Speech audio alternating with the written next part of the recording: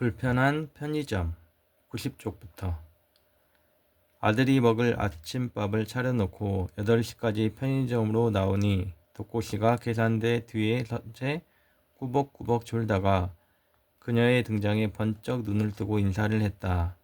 선숙은 인사를 받는 둥 마는 둥 하고 창고에 들어가 유니폼 조끼를 입고 나왔다. 눈치 없는 덕호씨는 계산대에서 여전히 죽치고 있었다. 나오라고 팔이 쫓듯 손짓을 하고서야 그는 하품을 하며 계산대를 나왔다. 그녀는 포스기 앞에 선 채 시제 점검을 하며 물었다.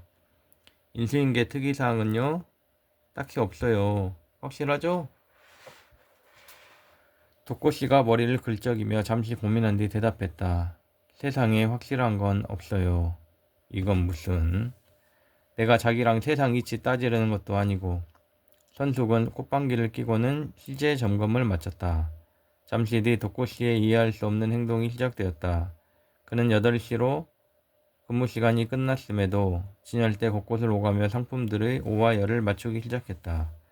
무슨 강박인지는 몰라도 그렇게 한 30분을 물건들과 눈높이를 맞춘 채 땀을 흘려가며 반듯하게 상품을 진열하는 데 힘썼다. 괜찮다. 그런데 어차피 손님이 없는 새벽 시간에 해치우고 근무가 끝나면 바로 퇴근하는 게 좋지 않은가? 그는 꼭 선숙이 계산대에 자리를 잡고 나서야 느긋하게 진열장 정리를 했다. 그게 끝이 아니었다. 정리를 마치고는 다시 청소도구를 들고 편의점 밖으로 나갔다. 야외 테이블을 걸레로 닦고 출입문 주변을 비질했다. 그러고 나서 야외 벤치에 앉아 출근하는 사람들을 물끄러미 바라보며 폐기식품인 우유와 빵을 먹었다. 선숙은 덕호씨가 여전히 노숙 본능을 떨치지 못해 쪽방으로 돌아가기 싫어 그런 거라 여기기로 했다. 그렇게 신경 쓰지 않고 자기 일을 하다 보면 어느새 그는 사라지고 없었고 하루가 지루하게 흘러가기 시작했다. 편의점에 들어오는 손님은 계산대의 점원이 자신을 살피고 있다고 생각하지 않을 것이다. 하지만 생각보다 많은 손님들이 물건을 훔친다. 작정하고 혹은 무심코. 특히 선숙 같은 뚱뚱하고 둔해 보이는 아줌마가 있을 때는 훔치는 쪽도 방심하는 편이다. 선숙은 오랜 접객업 경험을 통해 무언가 불순해 보이는 손님을 매우 잘 포착했고 방금 전 들어온 소년이 작정하고 삼각김밥 2개를 훔치는 걸 포착할 수 있었다. 방학이어서 오전에도 중고등학생들이 종종 편의점을 찾긴 했으나 그 소년은 방학이어서 학교를 안 가는 아이로는 보이지 않았다. 15 정도 되었을까? 선숙만한 키에 어딘가 어두운 낯빛과 허름한 옷차림이 원효로와 전자상가 부근에서 떠돈다는 불량 청소년 무리를 연상케 했다. 소녀는 진열대 사이를 오가며 선숙을 몰래 살피고는 그녀가 딴전을 피우자 잽싸게 삼각김밥 2개를 점퍼 안으로 쟁여 넣었다. 그리고 다시 진열대 사이를 오가며 시간을 보내다가 계산대를 향해 다가왔다. 그 짧은 순간에 그녀는 이 소년을 어떻게 처리할지 오만 가지 생각이 들었다. 고작 삼각김밥 2개에 칼이라도 지니고 있을지 모를 불량 청소년과 맞설 필요가 있나 하는 생각이 앞섰지만 누구에게도 만만히 보이는 걸 싫어하는 그녀의 깐깐한 성격이 빠르게 치고 나왔다. 아줌마, 여기 짜몽 없어요? 짜몽이 뭐니? 그런 거 없는데.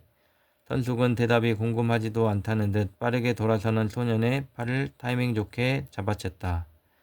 그녀는 뒤통수라도 맞은 듯 놀라서 뒤돌아보며 동시에 붙잡힌 팔을 당겼다. 내놔, 훔친 거.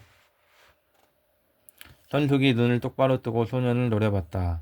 소년은 어찌할 바를 모른 채 굳어 있었다. 너 내가 누군 줄 알고 어서! 아이씨. 소년이 한숨 같은 욕설을 내뱉으며 점퍼 안으로 자유로운 손을 집어넣었다. 그녀는 잠시 녀석이 칼을 빼드는 거 아닐까 뜨끔했고 동시에 긴장을 불식시키기 위해 붙잡은 팔에 더욱 힘을 가했다. 소년이 삼각김밥을 꺼내 계산대에 내려놓았다. 그런데 한계다. 선숙은 어림없다는 표정으로 소년에게 턱짓을 했다. 다 꺼내! 경찰서 끌고 가기 전에 어서! 선숙이 까미를 혼낼 때 그러듯 낮고 위험있게 말했다. 그때였다. 소년이 다시 점퍼에 손을 넣더니 벼락같이 꺼낸 삼각김밥을 그녀의 얼굴에 던졌다. 퍽! 날아온 삼각김밥이 선숙의 양미간 사이를 때렸다. 그녀는 눈앞이 캄캄해진 채 녀석의 팔을 놓쳤다. 소년이 시발이라 외치곤 안면 전체가 얼얼한 그녀를 뒤로하고 편의점 문을 나서려는 찰나 밖에서 누군가 소년이 미는 유리문을 곰같은 덩치로 막아섰다. 독고씨였다. 야, 짜몽! 문을 열고 들어오며 독고씨가 소년을 향해 미소를 지어 보였다. 소년이 어찌할 바를 모르고 뒷걸음질 쳤다. 독고씨는 차분하게 들어와 맡겨놓은 물건을 챙기듯 소년을 한 팔로 감싸 안고 선숙 쪽으로 다가왔다. 소년은 속수무책 독고씨에게 이끌려 계산대 앞으로 끌려왔다. 그녀 역시 겨우 정신을 차리고는 카운터 앞으로 걸어 나왔다. 이 녀석이 까먹고 계산 안 한 거 있죠? 까먹기는 경찰서 데리고 가요 어서. 선숙이 독고씨의 팔에 감싸인 채 고개를 숙인 소년이 들으라는 듯 소리쳤다. 하지만 독고씨는 소년이 꼼짝 못하게 꽉 팔로 안은 채 고개만 갸웃거릴 뿐이었다. 부하가 치민 선숙이 그에게 따지듯 물었다. 왜? 아는 애예요? 얜 짜몽이라고. 맨날 팔지도 않는 짜몽을 찾거든요. 나 근무 때 왔는데 오늘 좀 늦었나 보네요. 짜몽, 너 오늘 배꼽시계 고장난 거야? 아니면 늦잠을 잤어? 독고씨는 마치 친구에게 말하듯 소년에게 물었고 소년은 별말 없이 입만 삐쭉 내놓은 채 딴전을 피웠다. 대체 뭐지? 그렇다면 이 녀석은 독고씨가 있을 때 매일 삼각김밥을 훔친 게 아닐까? 아니다. 계산은 늘 정확했다. 그렇다면 저 곰이 녀석을 계속 챙겨준 건가? 불쑥 등장해 소년을 붙잡은 그를 기특해하던 마음은 어느새 사라져버리고 선숙은 화가 치밀어 올랐다. 그동안 얘한테 도둑 맞은 거 있죠? 솔직히 말해봐요. 없는데요. 그럴 리 없어. 계산도 안 하고 도망쳤다니까. 게다가 나한테 삼각김밥을 던졌다고. 순간 독고씨가 몸을 돌려 소년을 바로 세웠다. 소년을 내려다 보던 그는 선숙 옆에 떨어진 삼각김밥 뭉치로 시선을 옮기더니 곧 몸을 숙여 그녀를 들어보였다. 그것을 들어보였다. 너 맞아? 그런데요. 그러면 안 돼? 알아요. 선숙은 독고씨와 소년의 차분한 대화를 듣고 있자니 더욱 부하가 치밀었다. 당한 사람은 난데 왜 두 사람이 서로 풀고 있냔 말이다. 혀를 차는 선숙에게 독고씨가 몸을 돌리며 삼각김밥을 쭉 내밀었다. 뭐지? 계산해요. 선숙은 꽃방귀를 꼈다. 하지만 독고씨가 굳은 표정으로 팔을 거두지 않자 왠지 모를 긴장에 정신이 들었다. 그녀는 망설이던 손을 움직여 바코드 리더기로 삼각김밥 2개분 계산을 찍었다. 독고씨는 호주머니에 손을 넣더니 꼬깃꼬깃한 5,000원짜리 지폐 한 장을 꺼내 그녀에게 건넸다. 선숙은 벌레라도 되는 양 조심스레 그것을 받아 포스기에 넣고 잔돈을 건네주었다. 독고씨는 그럼에도 손에 쥔 삼각김밥을 치우지 않고 선숙 앞에 들고 있었다. 치워요. 계산 안 끝났잖아요. 이거 던져요. 독고씨가 턱짓으로 소년을 가리켰다. 이 인간 지금 나보고 녀석이 한 짓을 똑같이 하라는 거야? 선숙은 어이가 없었다. 독고씨의 진지한 표정도 그랬지만 그 뒤에 선 채 마치 집행을 기다리는 사형수처럼 풀이 죽어있는 소년을 보자 말문이 막혔다. 어서요. 이제는 독고씨가 자신을 재촉하고 있었다. 선숙은 정신을 차리고 그가 주도하는 흐름을 끊어야 한다고 생각했다. 집어치워요. 내가 얘처럼 김밥이란 던질까? 가져가 둘이 처먹든가 버리든가 알아서 해요. 선숙이 소리를 빽 지르고 쏘아붙였다. 독고씨가 웃었다. 웃어? 황당해하는 그녀를 향해 독고씨가 소년의 어깨를 잡아 돌려세웠다. 용서해 주셨어. 늦게라도 사과해. 소년은 숙인 고개를 더 숙여 선숙에게 쌍가마가 뚜렷한 정수리를 보여주었다. 죄송합니다. 고개를 들며 모기 소리만한 하게 소년이 말했다. 선숙은 더 보기 싫다는 듯 손사래를 쳤다. 독고씨가 마치 아들과 동행한 가장처럼 소년의 어깨에 팔을 두른 채 편의점을 나섰다. 둘은 야외 테이블로 가 삼각김밥을 사이좋게 까기 시작했다.